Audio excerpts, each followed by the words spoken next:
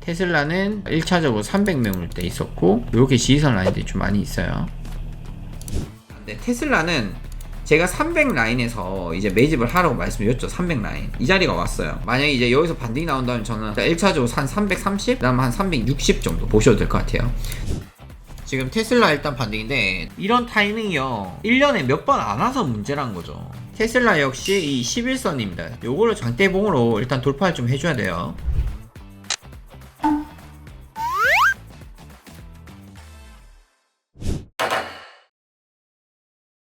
이렇게 해석을 했어요. 차는 많이 팔리는데 생각보다 돈을 왜 이렇게 못 남기나. 테슬라가 매출이 많이 나온 만큼 투자에 적극적으로 활용을 하고 있는데 주주들 입장에서는 주당 순이익이 줄다 보니까 그게 사실 악재로 좀 작용할 수 있었고, 투자를 했던 게 솔직히 잘못되면 어떡하냐 그런 걱정도 있죠.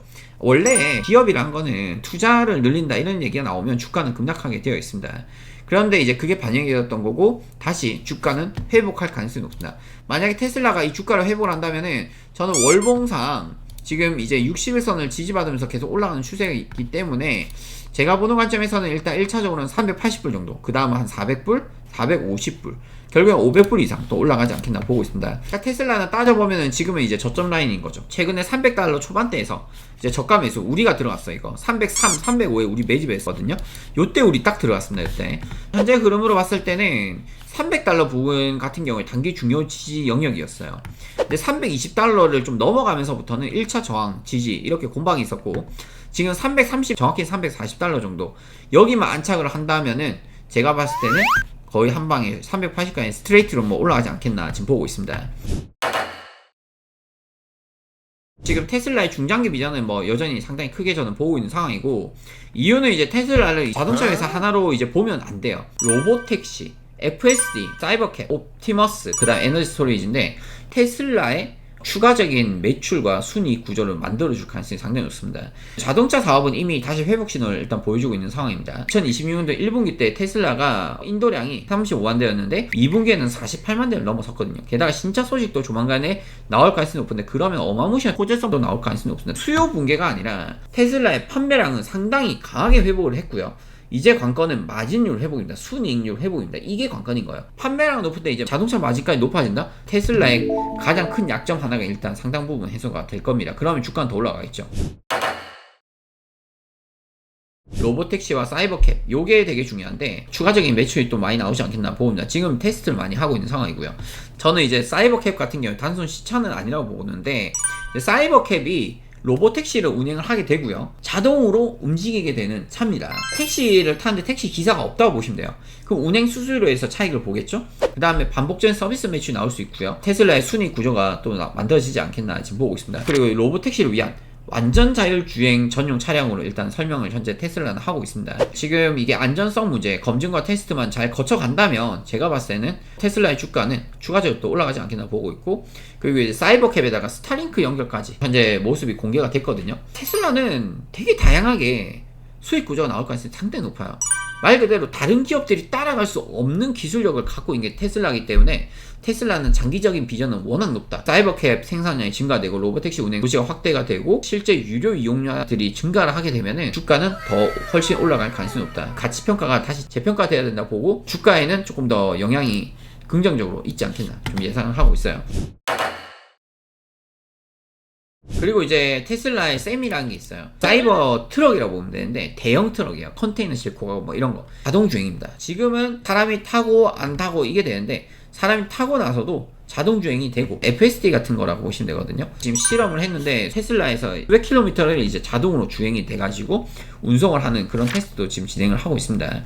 테슬라 셈이는 우리 같은 개인들이 아니라 B2B 사업을 좀 준비를 하는 거거든요. 물류회사, 유통회사, 대기업 시장을 겨냥을 하다 보니까 그래서 올해부터 테슬라 세미를 이제 본격적인 생산 확대를 준비를 해왔고, 이제 테슬라 세미가 성공을 하게 되면은 테슬라의 자동차 사업이 법인 대 법인, 법인 대 개인 이렇게 또 늘어날 수 있겠죠. 그래서 이제 대형 물류업체들이 테슬라 세미를 대규모 도입을 하기 시작을 하면은 새로운 매출원이 또 될 수 있겠죠. 개인적으로 옵티머스 아시죠? 옵티머스 테슬라 로보트 기억나시죠? 지금 준비를 하고 있어요. 지금 보시면 아시겠지만 이 로보트가 다양한 역할을 할 겁니다. 집에서 가사 도우미를 할 수도 있는 거고 교원이 될 수도 있는 거고 뭐 다양한 게 있겠죠.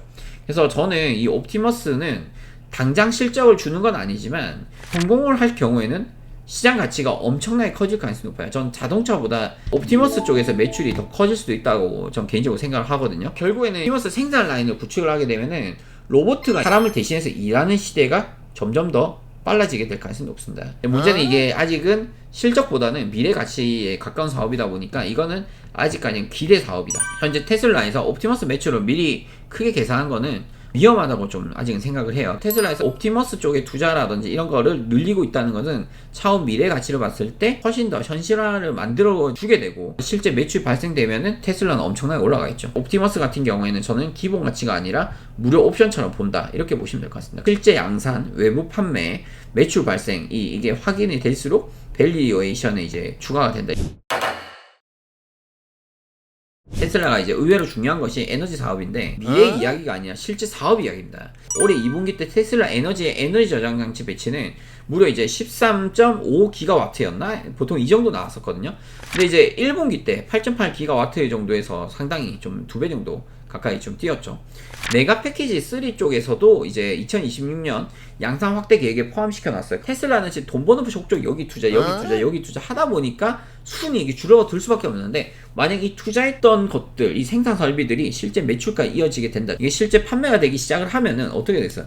테슬라 주가는 지금보다 더 올라가겠죠. 테슬라 에너지가 메가팩이라든지 이제 파워월이라든지 소랄이라든지 뭐 전력 관리 소프트웨어 이런 구조로 성장을 하면은 제가 봤을 땐 자동차 이외에 큰 매출원이 또 생기지 않겠나 좀 생각을 하고 있어요.